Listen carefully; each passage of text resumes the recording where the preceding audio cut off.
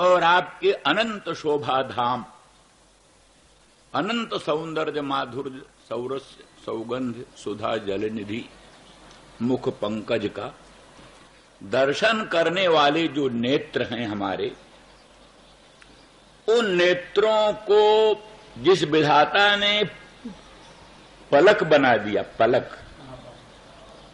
पलक बनाने वाला विधाता तो बड़ा जड़ था, मूर्ख था।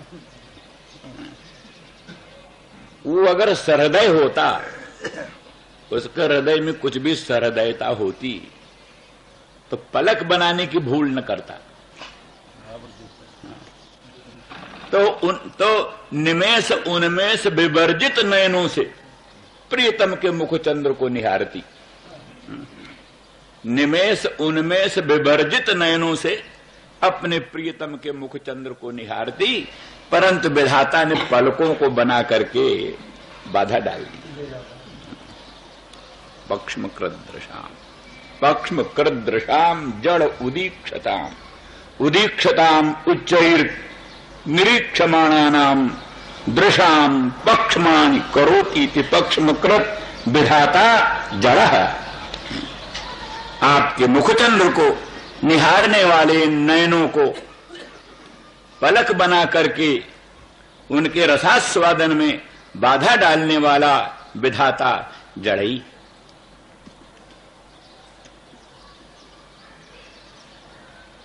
अथवा कोई लोग ऐसा अर्थ करते हैं, जहां पक्षमाणि कृंतति सा पक्ष्म कृतेव अजड़।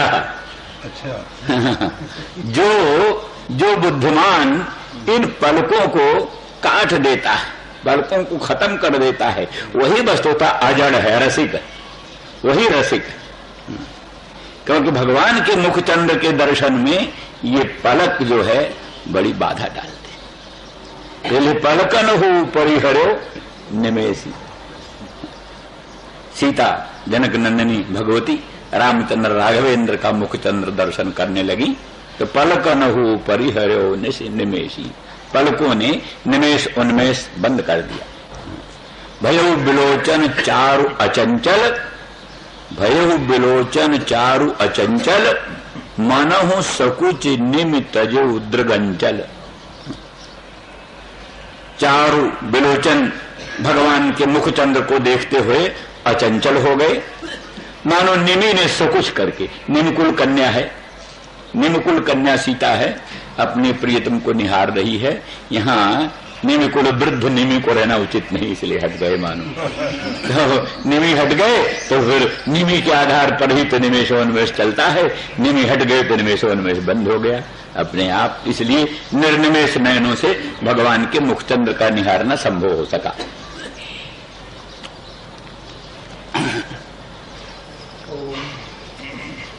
तो इस तरह से मयिता प्रेषाम प्रेष्ठे दूरस्थे गोकुल स्त्रियः।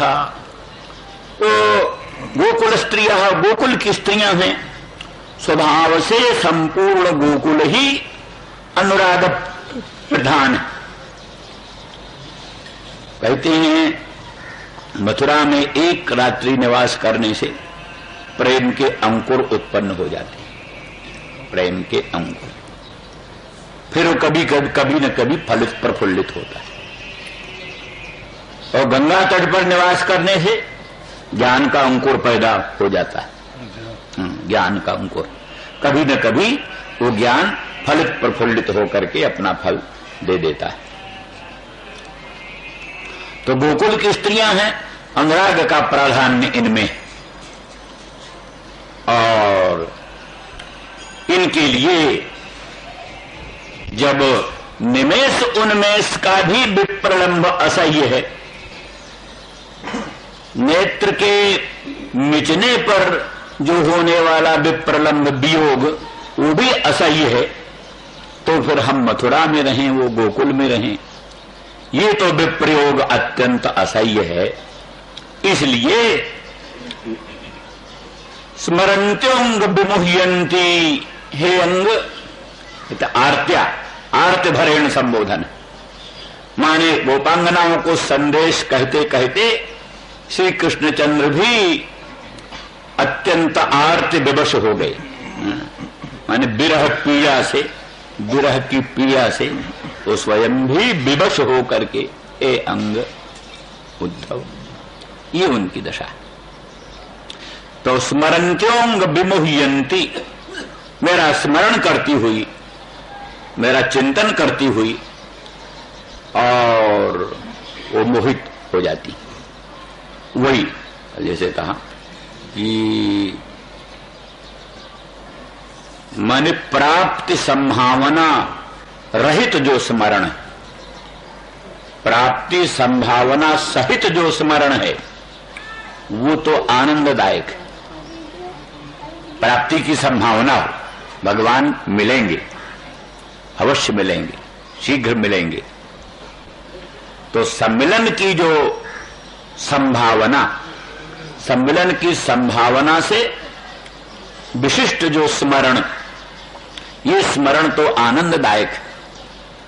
लेकिन जहां प्राप्ति संभावना विरहित स्मरण होता है वो कोट कोट वज्रपात के सदृश अत्यंत दुखदायक है। इसलिए उस बात का समाधान जो कहते हैं कि मूर्छा तो होती है प्राणाघात से, प्राण के आघात से मूर्छा होती है, ज्ञान मात्र से मूर्छा कैसे हुई? किंतु यहां तो कहते स्मरंत्योंग विमुह्यंती, स्मरंत्यो में जो क्षत्रिय प्रत्यय है वो हेत्वर्थक, यानी मैंने स्मरण से उनको व्यामोह होता है, मूर्छा होती। तो इसलिए स्मरण तो ज्ञान है, ज्ञान तो मूर्छा का हेतु नहीं होता, फिर उनको मूर्छा कैसे होती? इसका उत्तर है नहीं, कभी कभी अत्यंत उग्र भीषण वस्तुओं के दर्शन से भी मृत्यु हो जाती है। भीषण वस्तुओं के, उग्र वस्तुओं के दर्शन से भी मृत्यु हो जाती। पुत्रादि मरण के ज्ञान से भी कई लोगों का हृदय विदीर्ण हो जाता है, हार्ट फेल हो जाता है। तो इसलिए ज्ञान भी मूर्छा का हेतु होता है। विशेष करके यहां प्राप्ति संभावना विहीन, प्राप्ति संभावना रहित जो स्मरण है वो श्री कृष्ण प्राप्ति की संभावना से रहित जो श्री कृष्ण स्मरण है वो मूर्छा का हेतु। इसलिए स्मरन्त्योंग विमुह्यंती, और विमुह्यंती में वर्तमान प्रयोग है। विमुह्यंती एतावता स्मरण का और व्यामोह का पौनः पुण्य सूचित होता है, माने पौनः पुण्य, बार बार वही चलता है। पुनः स्मरण, पुनः मूर्छा, पुनः स्मरण, पुनः मूर्छा, इसीलिए कथनचित जीवन चल रहा है। मूर्छा में ही स्वभाव से कभी कभी स्मरण हो जाता है, स्मरण हो जाता है, फिर मूर्छा बढ़ जाती है, फिर मूर्छा में ही स्मरण होता है, फिर स्मरण से फिर मूर्छा होती है। इस प्रकार से उन गोपांगना जनों की दशा।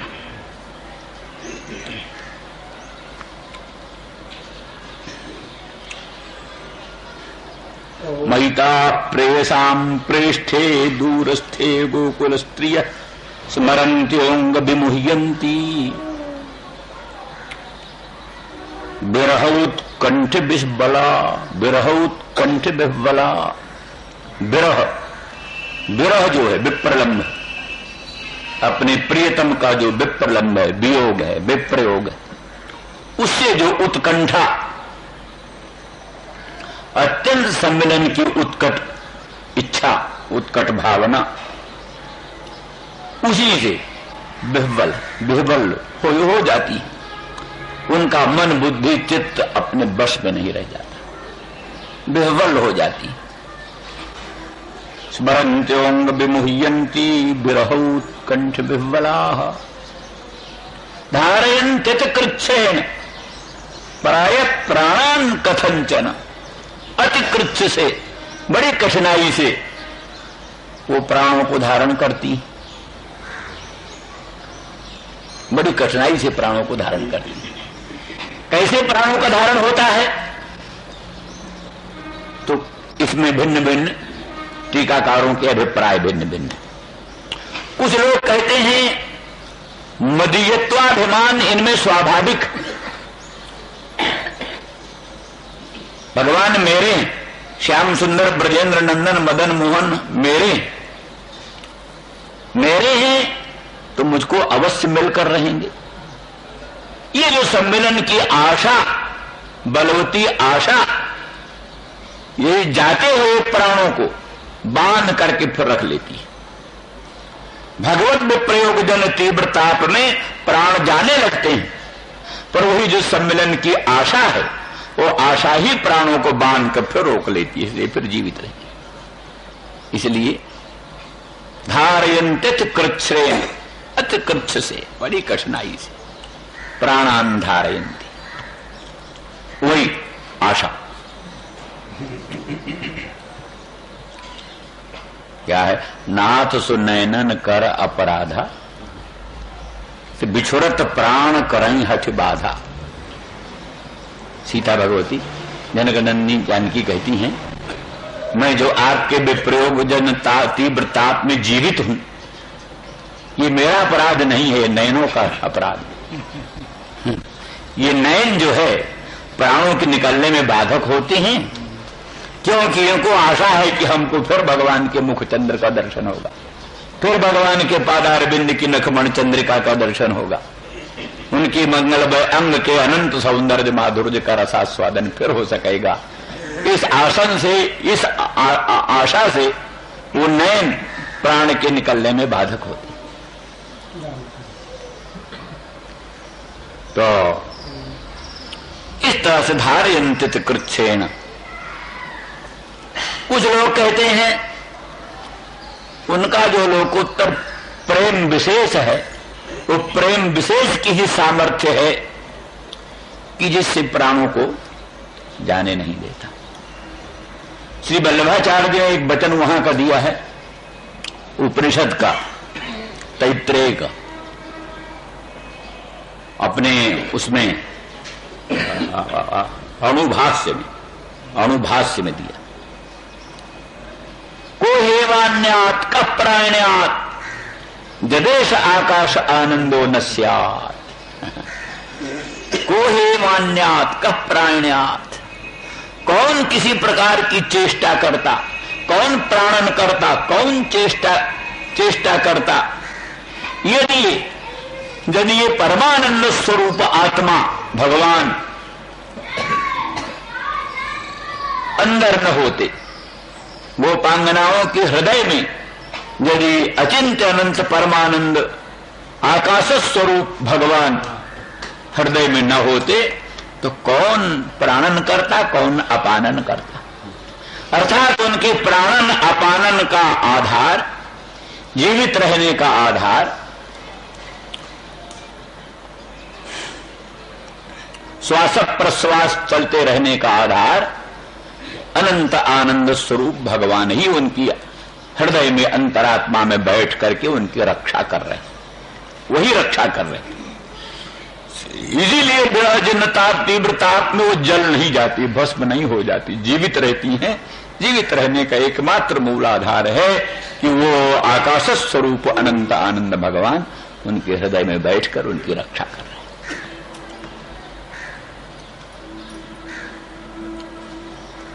धारयन्ति कृच्छ्रेण प्राय प्राणान कथंचन।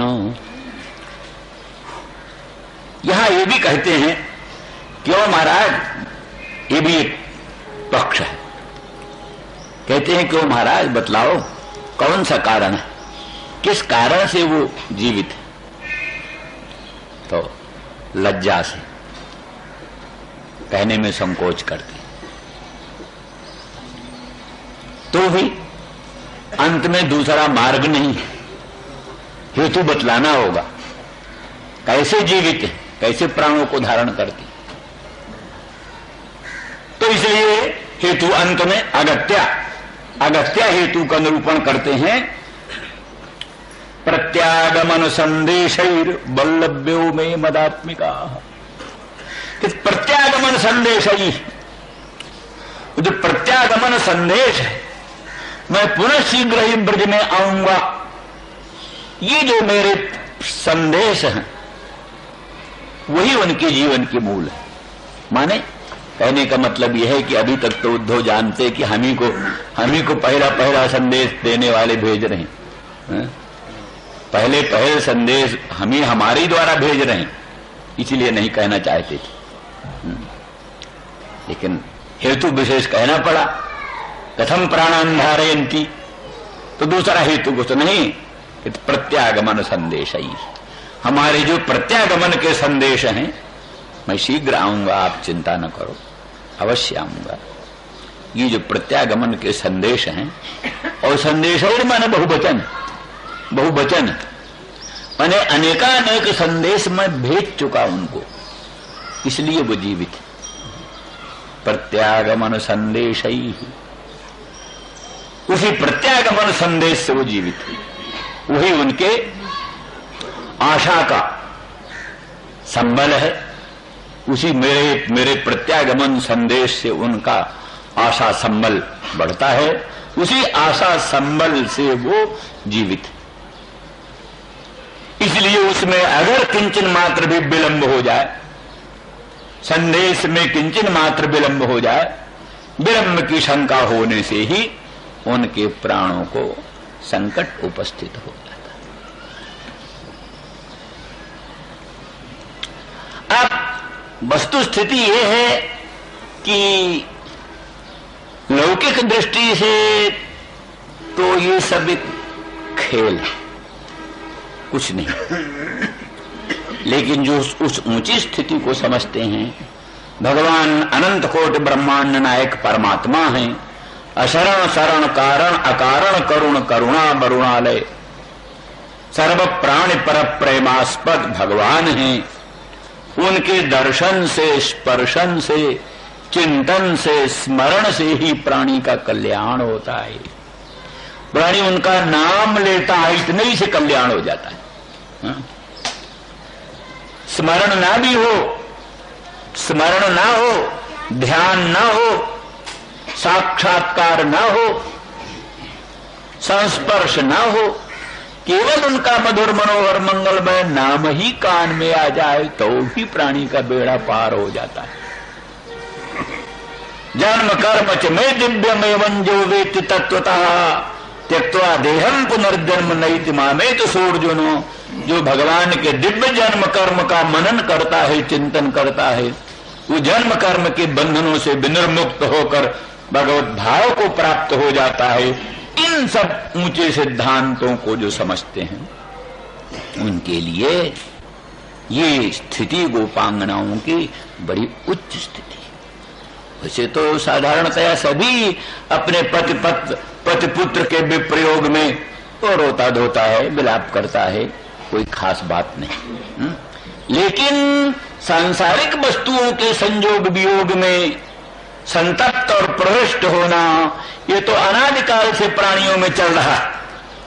लेकिन संसार से पृथक उस अनंत ब्रह्मांड नायक परमात्मा भगवान सर्वेश्वर सर्वशक्तिमान प्रभु के संस्मरण से प्रविष्ट होना, उनके विस्मरण से, उनके विप्रयोग से संतप्त होना, ये उच्च कोटि की उपासना है, ये उच्च कोटि की प्रेम निष्ठा है। ये प्रेम निष्ठा प्राणी को बड़े ऊंचे पद पर पहुंचाती है। उस दृष्टि से इन सब चीजों का बड़ा महत्व है। इसलिए बड़े बड़े संत विरक्त, जो बड़े बड़े महात्मा, जीव गोस्वामी, सनातन गोस्वामी, जो कच्चा आटा पीकर ब्रजवासियों के घर से कच्चा आटा मांग लाते, उसी को पानी में भिगो कर पी लेते, और एकांत में जमुना तट कहीं किनारे बैठकर एकदम ध्यान में, भजन में, उस अवस्था में ये पुस्तक लिखी। ये वैष्णव तोषणी जो लिखा जीव गोस्वामी ने, ये नहीं कि महलों में बैठ करके और बड़े मखमली गद्दों पर बैठकर ये लिखा है। वो जो जंगल में, अरण्यों में, जमुना के तट पर कच्चा आटा घोर घोर के पीते हुए, और शरीर सूख कर कांटा हो रहा है, और एकदम जो है सो मिट्टी का ही करवा है, और गुदड़ियां हैं जिनमें हजारों पौधे हैं, और इस प्रकार के लिए हुए चुपचाप बैठे हैं। सिवा भगवान के संसार की कोई वस्तु क्षण भर के लिए प्रस्फुरित नहीं होती है। उस भावना में ये जीव वैष्णव तोषणी उन्होंने लिखा। तो ऐसी परिस्थिति में सब बड़े महत्व की चीज है। तो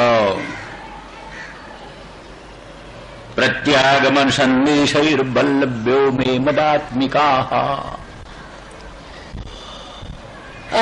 इस बात पर विचार, बल्लभ्यो में मदात्मिका। बल्लभ्य कौन है वो लोग? बोले वल्लभी। वल्लभी माने गोपी। गोपी जैसे ब्राह्मण से पत्नी ब्राह्मणी, तैसे बल्लभ से पत्नी बल्लभी। ब्राह्मण की पत्नी ब्राह्मणी और बल्लभ से मम पत्नी बल्लभी। मैं भी बल्लभ हूं। नंद गोपात्मजाय पशुपांगजाय। श्री कृष्ण भगवान अपने आप को गोप मानते हैं। नंद गोप कुमाराय, नंद गोप के कुमार। किसी ने अर्थ कर दिया महात्मा ने, नंदयती तो नंदा गाम पाती तो गोपहा कुत्सतान मारेती तो कुमारः। नंदयती तो नंदा, जो संसार को आनंदित करता है। नंद, नंद माने परमात्मा। गोप माने गाम वेद लक्षणाम पाती तो गोपहा। वेद लक्षणा गौ का जो पालन करता है उसका नाम गोप है, माने परमात्मा। कुमार के तो कुत्सतान मारेती तो कुमारः। कुत्स जो कंस आदि है उनको मारने वाला वो कुमार है। तो अर्थात नंद गोप कुमार का, नंद बाबा का छोरा अर्थ न करके अर्थ किया संपूर्ण विश्व को आनंदित करने वाला परमात्मा, वेद लक्षणा गौ का पालन करने वाला भगवान और कुत्सितों दुष्टों राक्षसों को मारने वाला कुमार। जो नंद है वही गोप है, वही कुमार है। ये नंद गोप कुमार। तो भगवान ने आके कलम पकड़ लिया, बाबा बाबा ये मत लिखो। क्यों लाला, क्या बात? अरे इसका अर्थ है नंद बाबा का छोरा। यही है। दूसरा हाथ में कबूल। तो इस तरह से निष्कर्ष ये है कि भगवान को ये स्वरूप बड़ा प्रिय है। इसलिए ब्रह्मा जी ने स्तुति करते हुए पशुपांगजाय, पशुपांग पशून पालेती तो पशुपः नंदः तस्य अंगजा अंगाज जाता अंगजा। नंद बाबा के पुत्र नंद नंदन, ब्रजेंद्र नंदन, गोपिका बल्लभ, ऐसे नामों को से भगवान बड़े प्रसन्न होते। तो बल्लभ हम, मैं गोप हूं, नंद गोप कुमार हूं। मेरी पत्नियां, मेरी प्रेयसियां वो बल्लभ्य बल्लभी। और इस दृष्टि से अतएव मदात्मिका मत शक्ति रूपा, वो वस्तुतः मेरी शक्ति रूपा। आह्लादनी शक्ति, भगवान की आह्लादनी शक्ति, स्वरूप भूता शक्ति। माया शक्ति भगवान की है और प्रकृति भगवान की शक्ति है, ठीक है। उसके द्वारा अनंत कोटि ब्रह्मांड का उत्पादन पालन संहरण होता है। पर एक भगवान की आह्लादनी शक्ति है, वो सारे विश्व को आह्लादन करती है, विश्व को सुख देती है, आनंद देती है। उसका नाम आह्लादनी शक्ति। उसी आह्लादनी शक्ति का परम सार स्वरूप प्रेम है। प्रेम क्या है? आह्लादनी शक्ति का सार है। वो सब ठीक है कि क्या नाम, द्रवीभूत अंतःकरण की, द्रवीभूत अंतःकरण की भगवदाकाराकारित वृत्ति और द्रवीभूत अंतःकरण की, स्निग्ध अंतःकरण की भगवदाकाराकारित वृत्ति में वो आह्लादनी शक्ति का सार प्रकट होता है, तब वो प्रेम पदाभिलप्य होता है। ये मानते हैं ये भक्त लोग। मधुसूदन सरस्वती तो इसी से मानते हैं कृतार्थ की, चूंकि वो स्निग्ध अंतःकरण की भगवदाकाराकारित वृत्ति में सर्वेश्वर सर्वशक्तिमान भगवान प्रकट हो गए हैं, इसीलिए वो भक्ति, इसीलिए वो भक्ति है। लेकिन वो कहते उसके साथ साथ भगवान का प्राकट्य तो हो, लेकिन आह्लादनी शक्ति का परम सार उस स्निग्ध वृत्ति में अभिव्यक्त होता है, तब वो भक्ति पदाभिलप्य होती है, तब वो भक्ति बनती है। तो इस तरह से ऐसा जो प्रेम है, आह्लादनी शक्ति का सारभूत जो प्रेम है, वो प्रेम स्वरूपा ये ब्रजांगना है, प्रेम मूर्ति ये ब्रजांगना है। ये ब्रजांगना क्या है? प्रेम का साक्षात मूर्ति। कौन प्रेम? वही आह्लादनी शक्ति का सार स्वरूप।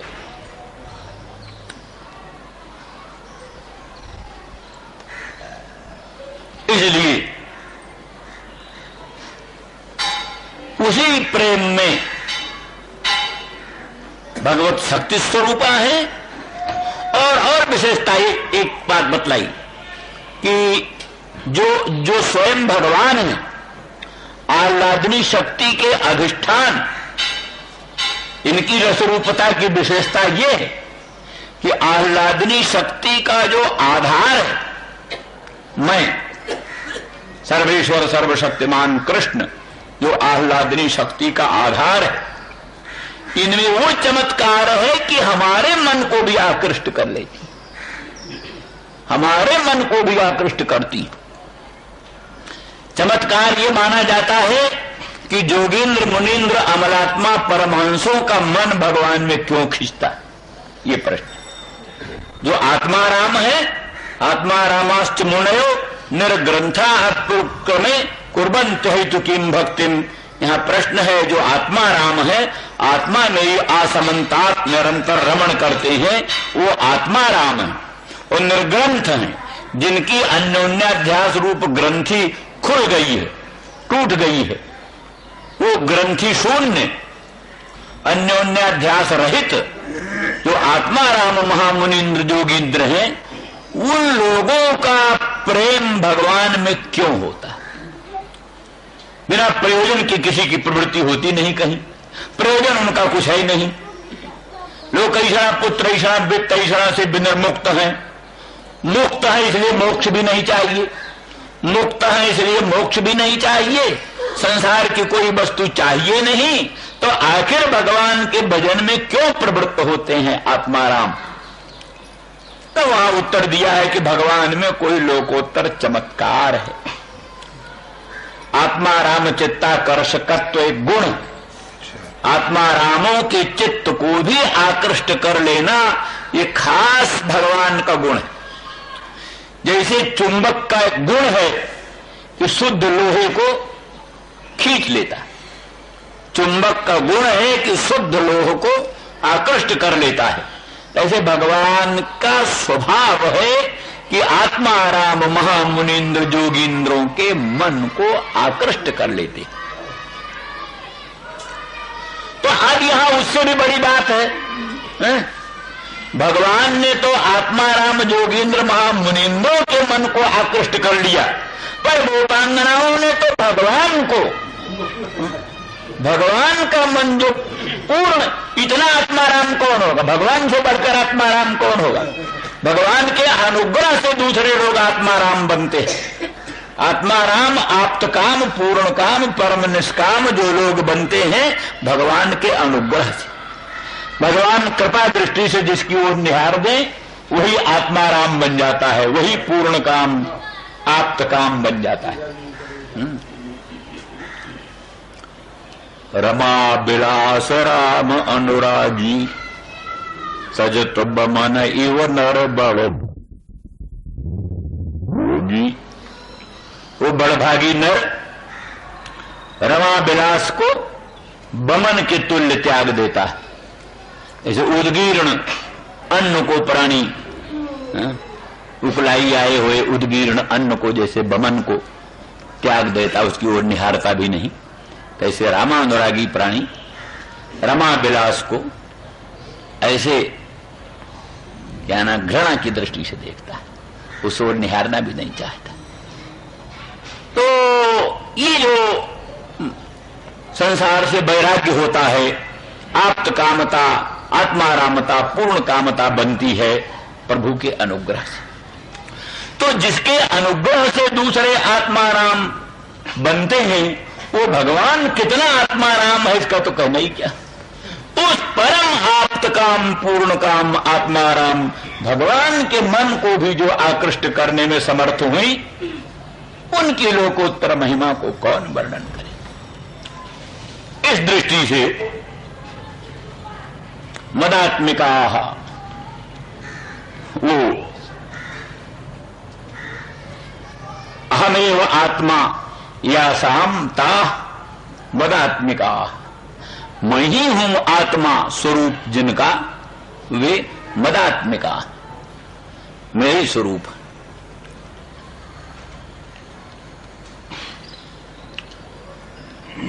एक भाव ये। दूसरा भाव ये है कि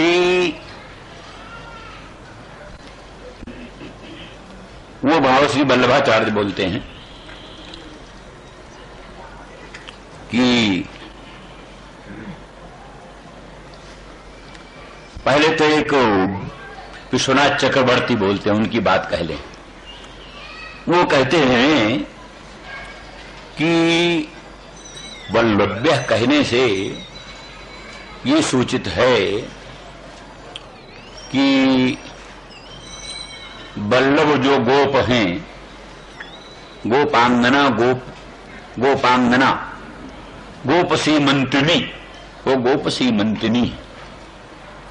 और मदात्मिका है गोपसी मंत्रिनी, गोपांगनाओं, गोपों की पत्नियां, परंतु वो मदात्मिका है, मद्रूप हैं, मेरे स्वरूप हैं।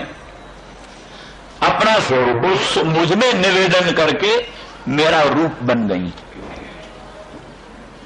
तो आपकी शक्ति है, आपके रूप है, तो बल्लवी क्यों बनी? फिर वो गोपांगना क्यों बनी? गोपसी मंत्रिनी क्यों बनी? आपकी लक्ष्मी बनती, आपकी पत्नी बनती, आपकी शक्ति स्वरूपा बनती। इसलिए कहा कि वस्तुतः विश्वनाथ चक्रवर्ती, जीव गोस्वामी, इन सब की दृष्टि से ये परम उत्कृष्ट कोटि की गोपांगना रुकिया है, परकिया, भगवान की स्वकीया, भारजा पत्नी न हो करके परकिया। ये परकिया तो क्यों है? भगवत स्वेच्छा।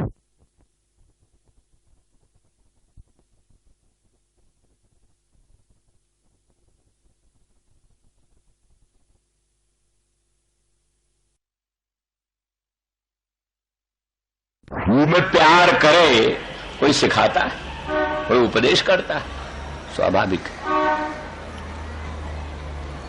इसी प्रकार से कामिनी को अपने कांत में प्रेम करना कोई सिखाता नहीं, स्वाभाविक होता है, सिखाने की आवश्यकता नहीं। लोभी को धन में लोभ करना कोई सिखाता नहीं, अपने आप ही होता है। अनादिकाल की जो वासना संसार में प्रचलित है, उसी अनादि वासना के प्रभाव से उन वस्तुओं में प्राणियों को स्वाभाविक प्रेम है, इसलिए उनकी विधि नहीं होती। तो ये संसार की स्थिति तो ये है, वही स्थिति अगर भगवान में बन जाए। संसार की आशा बड़ी बुरी आशा संसार को होती है, फलानी चीज मिलेगी, ये मिलेगी, आशा ही में प्राणी का जीवन है। धन मिलने की आशा, पुत्र मिलने की आशा, साम्राज्य मिलने की आशा, स्वराज्य वैराज्य मिलने की आशा, यही आशा पाश। आशा या जे दासा ते दासा सर्वलोकस्य। जो आशा के दास है वो सर्वलोक के दास है। आशा दासी कृता जे न तेसाम दासा होती जगत। जिसने आशा को अपना दास बना लिया, सारा संसार उसका दास बन जाता है। आशा को जिसने दास बनाया, सारा संसार उसका दास। और जो आशा के दास हो गए, वो संसार भर के दास बन जाते। तो ये आशा स्वाभाविक संसार में है, लेकिन संसार की आशा तो पिशाची। एक वही आशा भगवान के सम्मिलन की आशा, भगवान के मुखचंद्र के दर्शन की आशा, भगवान के पादारविंद के नखमण चंद्रिका के दर्शन की आशा। तो ये आशा कल पड़ता है, ये आशा पुण्य है। जन्म जन्मांतरों के पुण्य से ये आशा पैदा होती है।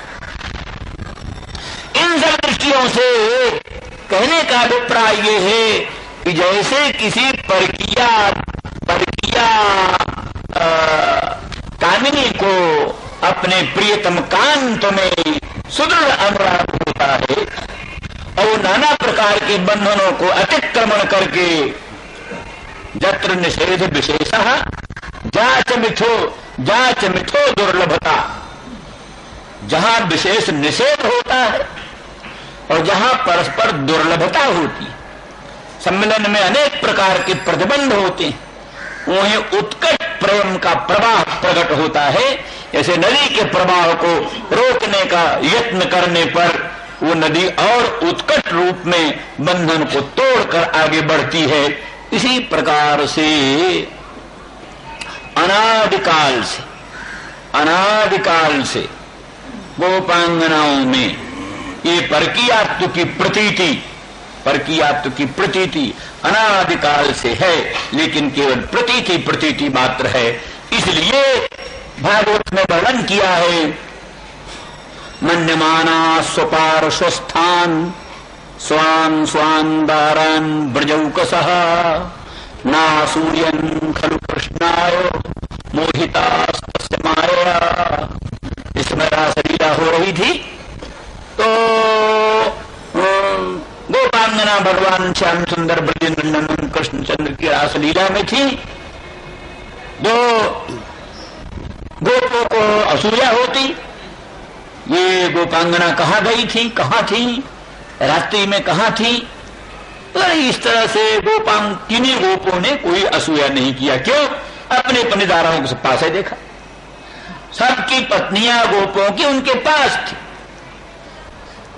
तो अर्थात उनका प्राकृतिक रूप, माइक रूप, उनका माइक रूप, प्राकृतिक रूप अपने अपने पतियों के सन्निधान में रहता था, और उनका जो वास्तविक रूप है श्री कृष्ण की आह्लादिनी शक्ति स्वरूपा और श्री कृष्ण की अंशभूता, श्री कृष्ण की स्वरूप भूता जो गोपांगना है, वो कृष्ण भगवान के साथ रासलीला में रहती हुई भी, और उनका प्राकृतिक रूप अपने पतियों के पास था। इसीलिए किसी को असूया नहीं हुई। न असूयन खलु कृष्णाय मोहितास्तस्य माया मन्यमाना स्वपार्श्वस्थान स्वान स्वान दारान ब्रजौकसः। सारे ब्रजवासी अपने अपने दाराओं को अपने अपने पास देखते हुए किसी को किसी प्रकार की शंका की बात ही नहीं हुई। किंतु वो जो प्रतीति है, वो प्रतीति केवल मात्र दुर्लभता की प्रतीति के लिए, उसमें दुर्लभता भान होता रहे, निषेध भी बाधक होता रहे, निषेध बाधक बनता रहे, दुर्लभता बाधक बनती रहे, जिससे प्रेम अत्यंत उत्कट बना रहे, प्रेम में शिथिलता न आने पाए, उत्कट प्रेम की मात्रा बढ़ी रहे। इसी दृष्टि से वर्तमान मात्र है। हम दूसरी तरह से समाधान कर देते हैं कि इस समय वो चला था क्या नाम, ब्रह्मा ने वत्स अपहरण किया, बछड़ों को हर लिया, ग्वाल बालों को हरण कर लिया, बछड़ों ग्वाल बालों को हरण कर लिया। उस समय श्री कृष्ण ही सब ग्वाल बाल थे और श्री कृष्ण ही सब बछड़े बन गए थे, क्योंकि नहीं तो फिर वो सब गायें और ग्वालों की माताएं सब बड़ी परेशान होती। उनके अगर बछड़े न पहुंचते, ग्वाल बाल न पहुंचते, तो वो बहुत संकट होती। इसलिए श्री कृष्ण ने देखा कि किसी ने हमारे बछड़ों को और हमारे ग्वालों को हरण कर लिया और समझ लिया कि ब्रह्मा ने किया, तो चलो ब्रह्मा का भी मनोरथ रहने दो पूरा, हम नए बना लेते हैं। तो अपने आप भगवान सब बन गए, ग्वाल बाल बन गए और बछड़े बन गए। और साल भर तक सोए नहीं रहे, साल भर तक ब्रज में जितने ग्वाल बाल थे सब कृष्ण ही, जितने बछड़े थे सब कृष्ण ही। इसीलिए सब माताओं का अपने पुत्रों में उतना ही प्रेम जैसे नंदरानी का श्री कृष्ण, जो प्रेम नंदरानी का श्री कृष्ण में था, वही प्रेम सब माताओं का अपने अपने ग्वाल बालों में, गौओं का वही प्रेम अपने बछड़ों में। साल भर, उस साल में जितने ब्याह हुए गोप कन्याओं का, हुए तो अन्य गोपों के साथ, तो वसुतः कृष्ण ही के साथ, कृष्ण के ही साथ, तो कृष्ण तो भगवान कृष्ण ही के साथ गया। इसलिए वो अन्य गोप की पत्नियां भी कृष्ण पत्नी हैं। वो सारा जिन गोपों का विवाह हुआ उन गोपों की पत्नियां सबसे कृष्ण पत्नियां। इसलिए वल्लवी होते हुए भी, वल्लभों की पत्नियां होते हुए भी मदात्मिका मेरी स्वरूप होता है, मेरी विशेष बात करता है। राम जय राम जय जय राम जय राम जय जय राम जय राम जय जय राम। वीरा स्त्रियः स्मरन्त्योऽङ्ग विमुह्यन्ति विरहोत्कण्ठ बिह्वलाः।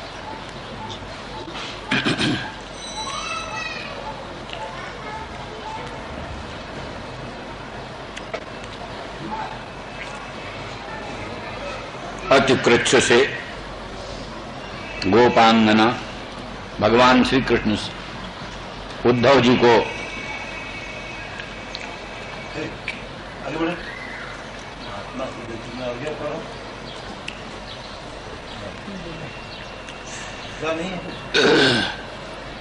तो भगवान उद्धव जी को ब्रज भेज रहे हैं संदेश लेकर के। तो पहले वहां ब्रज की स्थिति का वर्णन कर रहे हैं, विशेष करके गोपांगनाओं की स्थिति का वर्णन कर रहे हैं।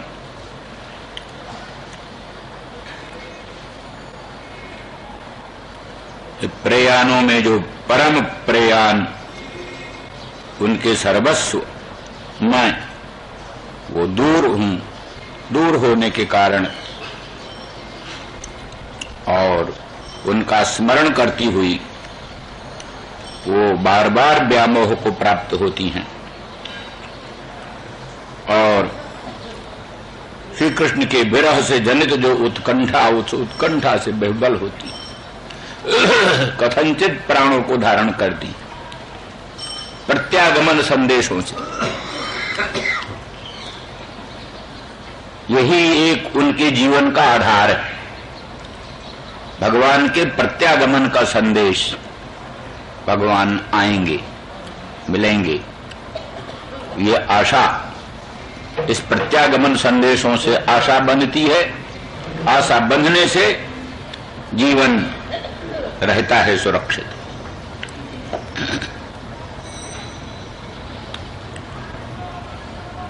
वल्लभाचार्य जी इस संबंध में थोड़ा ये बात बोलते हैं।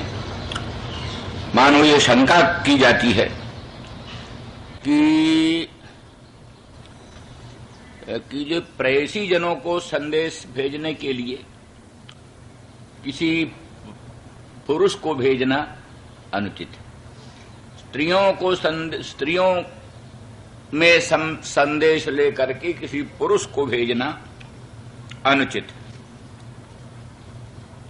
इसका मानो समाधान करते हुए भगवान श्री कृष्ण कहते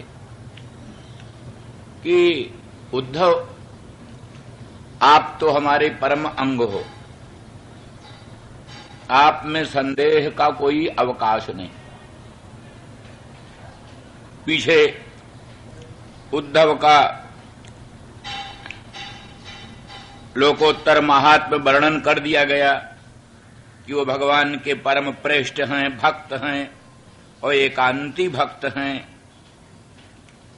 और सभी वृष्णवंशियों के विश्वास पात्र हैं, साक्षात बृहस्पति के शिष्य हैं। इन सब हेतुओं से उद्धव जी परम आप्त, परम विश्वास के आस्पद, तो उनमें संदेह करने की कोई गुंजाइश नहीं।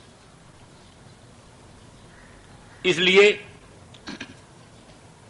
अब रहा उनमें कोई विकार उत्पन्न होए, गोपांगनाओं में कोई विकार उत्पन्न होए, इसकी भी संभावना नहीं है। इस बात को बोधन करने के लिए वल्लभ्य ये विशेषण दिया। वो वल्लभी हैं, वल्लभी माने वल्लभा नाम पत्न्यः, वल्लभ्य। वल्लभ जो हैं गोप, वो वर्णन करते हैं कि गोप जो हैं वो जैसे बलय होता है, बलय कंकण आदि, वो आवेष्टन करके स्थित होता है, उसी तरह से बल्लभ, वो बल्लभ जो है सो बलय के तुल्य, बलय के तुल्य, कंकण के तुल्य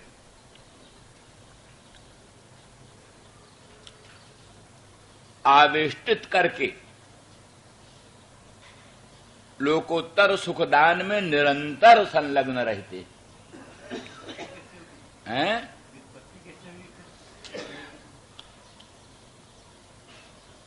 अब व्युत्पत्ति तो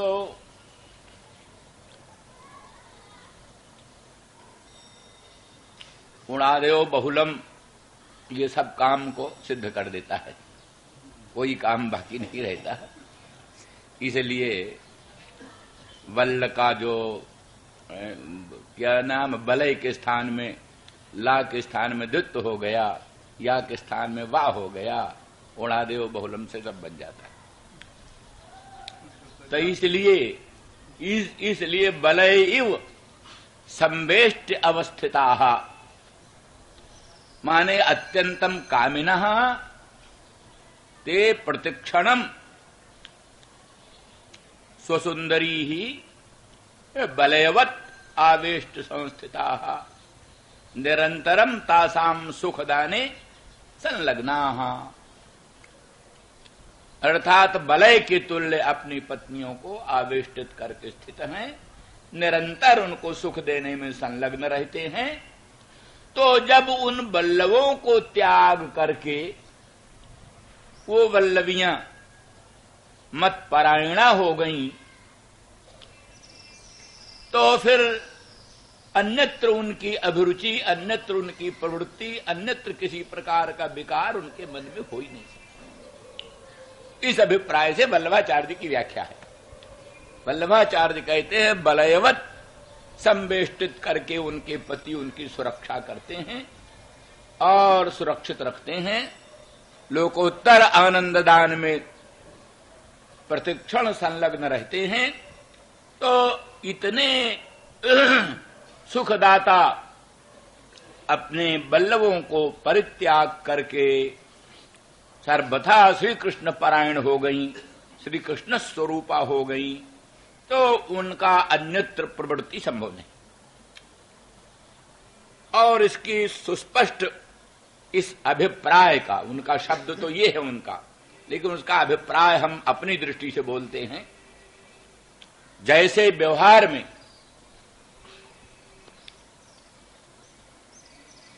पहले अधर्म को त्याग करके धर्म का ग्रहण किया जाता है, अधर्म का उल्लंघन करने के लिए धर्म का अवलंबन किया जाता है। अविद्या मृत्युं तीर्त्वा विद्यामृतमश्नुते, अविद्या के द्वारा माने वैदिक काम कर्म ज्ञान के द्वारा पाशविक काम कर्म ज्ञान को उल्लंघन करो, यही अविद्या मृत्युं तीर्त्वा का अर्थ है। तो स्वधर्मानुष्ठान काल में ही संपूर्ण अनाचार, पापाचार, दुराचारों की पूरी पूरी निवृत्ति हो जाती, पूरी पूरी निवृत्ति हो जाती। इसीलिए कहा जाता है जैसे कांटा से कांटा निकलता है, कंटकेन कंटकोद्धारः, ऐसे एक व्यसन से दूसरे व्यसन की निवृत्ति होती। जो लौकिक व्यसन है, लौकिक नाना प्रकार के व्यसन हैं, उन व्यसनों में जो प्राणी की प्रवृत्ति होती है, उसी व्यसन को दूर करने के लिए स्वधर्मानुष्ठान का व्यसन बनाया जाता है। स्वधर्मानुष्ठान का व्यसन, स्वधर्मानुष्ठान का व्यसन हो जाने से, जैसे किसी सुरापी का सुरापान का व्यसन,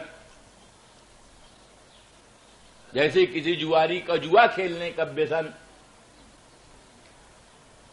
ऐसे किसी कामिनी सेवन का व्यसन, ये जो व्यसन है दुस्त्यज होते हैं, दुस्त्यज व्यसन दुस्त्यज कहलाते हैं, दुस्त्यज। इन दुस्त्यज व्यसनों को त्यागने के लिए स्वधर्मानुष्ठान का सद्व्यसन होना चाहिए, दुर्व्यसन को मिटाने के लिए सद्व्यसन होना चाहिए। दुराचार जन दुर्व्यसन को रोकने के लिए सदाचार जन सद्व्यसन होना चाहिए। सद्व्यसन हो जाने से दुर्व्यसन की जड़ कट जाती।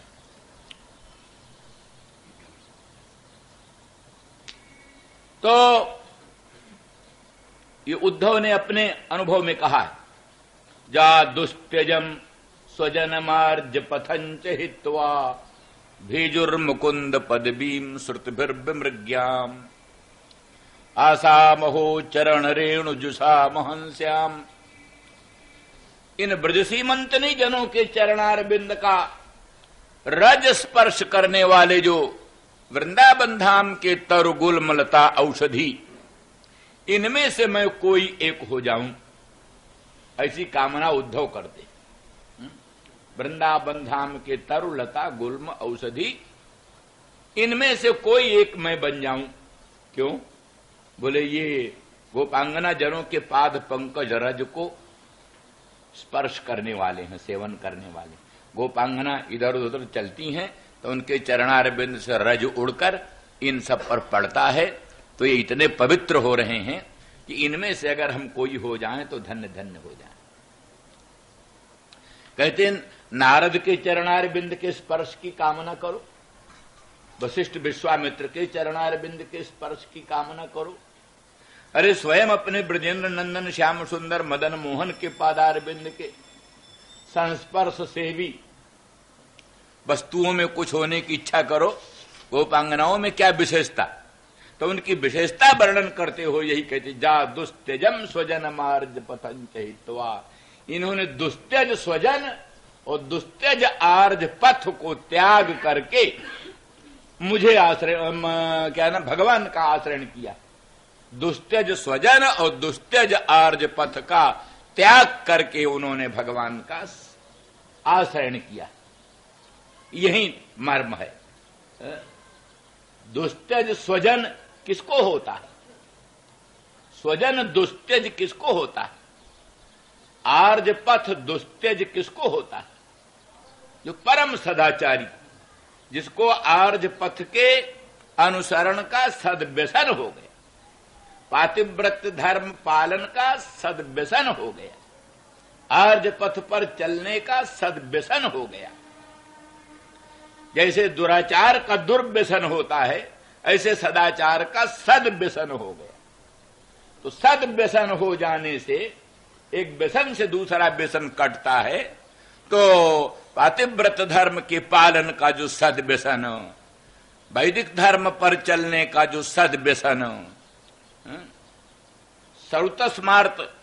श्रौतस्मार्त सदाचार पालन करने का जो सद्व्यसन, उस सद्व्यसन से ही दूसरा दुर्व्यसन सब कट गया।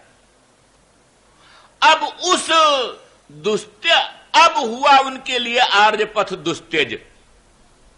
जैसे सुरापान के व्यसन वाले को सुरा दुस्त्यज है, जुआ के व्यसनी को जुआ दुस्त्यज है, कामुक के लिए कामिनी दुस्त्यज है।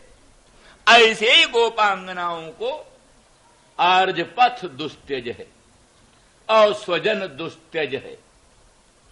तब जब इन्होंने उस दुस्त्यज स्वजन को, दुस्त्यज आर्ज पथ को त्याग करके भगवान को भजने लगी, तब क्या दुर्व्यसन में प्रवृत्त होंगी?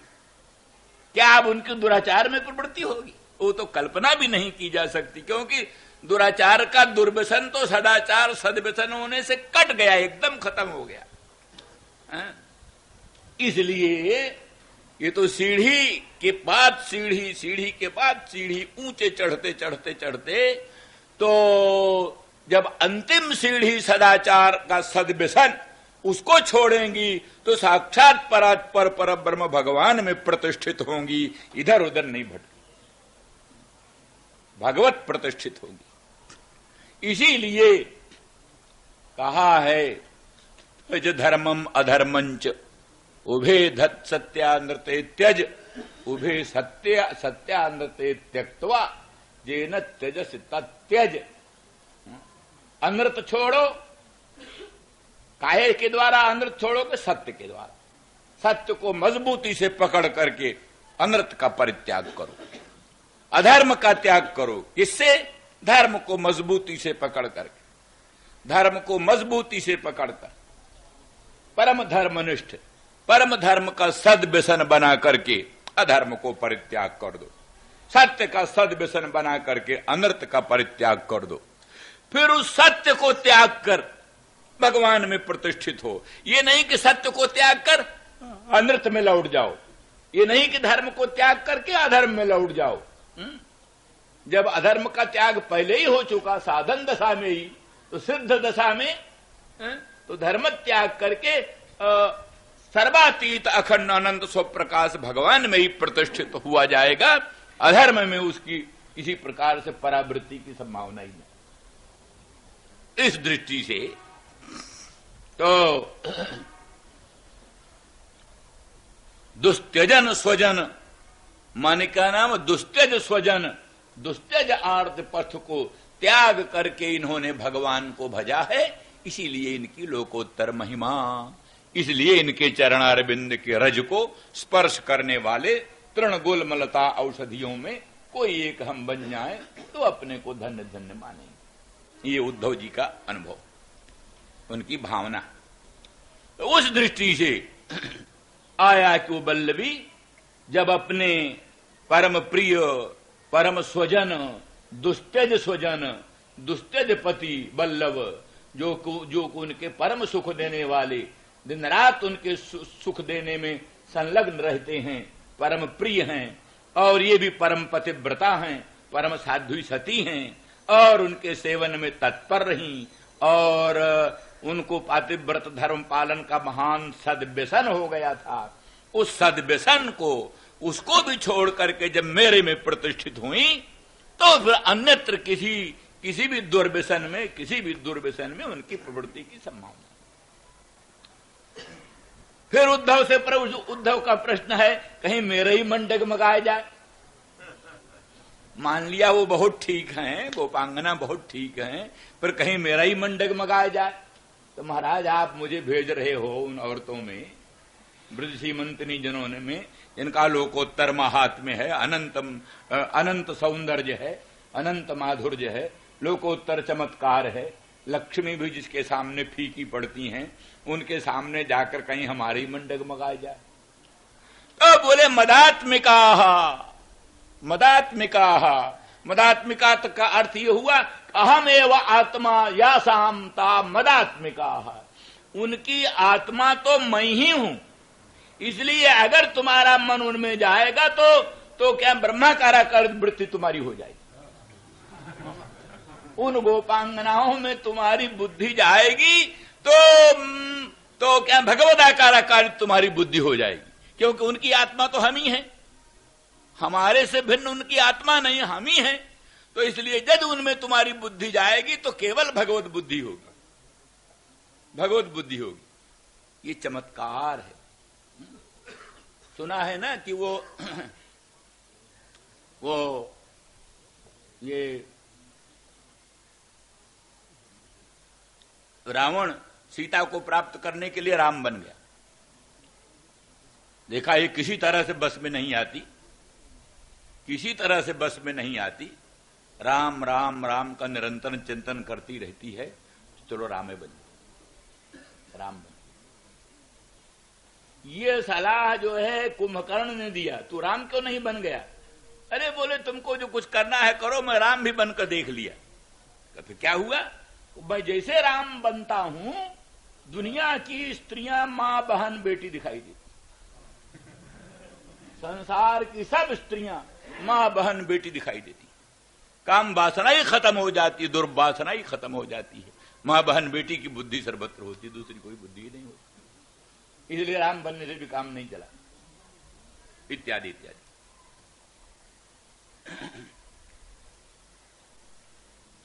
तो इस दृष्टि से मदात्मिका अहमेव आत्मा जासामता मदात्मिका।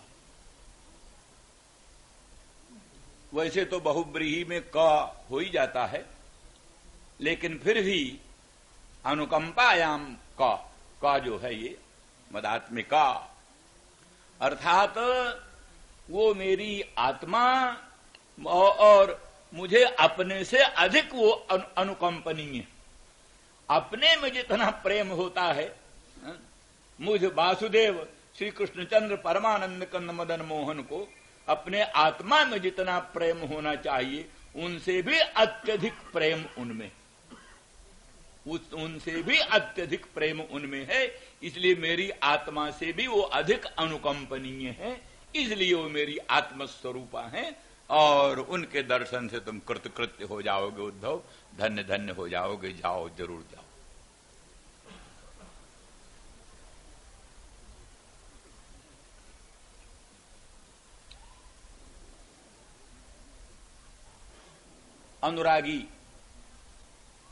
अनुरागी भगवत भक्त प्राणी का दर्शन जन्म जन्मांतरों के पुण्य पुंज से होता है। गोपांगना अनुराग मार्ग की आचार्या, यही आचार्य, सर्वोत्कृष्ट स्थिति उनकी। कुजगतिम गमिता न बेदामः, कुजगतिम गमिता न बेदामः, कश्मलेन कबरम वसनम बा, कश्मलेन कबरम वसनम बा। भगवान के प्रेम में जड़वत हो गई, जैसे जड़ वृक्ष होता है, जड़ वृक्ष पृथ्वी भूमि, उससे उत्पन्न कुज, कुज माने क्या ना, वृक्षा। कुज गति गमिता माने वृक्षों की गति को, स्थावर गति को प्राप्त हो गई। प्रेमोन्माद में कभी आती है जड़िमा और कभी आती है चंचलता, तरलता, तरलता और स्थावरता, जड़िमा। तो कभी ये स्थिति हो जाती है एकदम वृक्षवत स्तब्ध हो जाए। न बेदामः कश्मलेन कवरम वसनम्बा, मोह में, मूर्छा में उनको अपने वस्त्रों का परिज्ञान नहीं होता, उनको अपने बेणी का परिज्ञान नहीं होता। फिर कबर खुला है कि बंधा है, कबर में पुष्पमालाएं सुस्थिर हैं कि पुष्पमालाएं गिर गईं। इसलिए कश्मलेन कवरम वसनम्बा, कवर और वसन उसका भी स्मरण नहीं रहता, स्थावर भाव को प्राप्त हो जाती हैं, ऐसी अवस्था आती है। अब यहां एक प्रश्न यह रहता है कि भगवान ने संदेश दो ही को कहा ज्यादा। एक तो कहा पित्रोर न प्रीतिमापह, और दूसरा फिर ये गोपांगनाओं की चर्चा की। परंतु वृंदावन धाम में, गोकुल में सभी भगवान के भक्त हैं। उपनंद, सन्नंद आदि बड़े वृद्ध, नंद आदिकों के भी पूज्य, वे सब भी भगवान कृष्ण में बड़ा प्रेम करते हैं। उन्होंने कहा है, हे नंद, तुम्हारे आत्मज में हम लोगों की भी प्रीति वैसा ही है जैसे तुम्हारी प्रीति।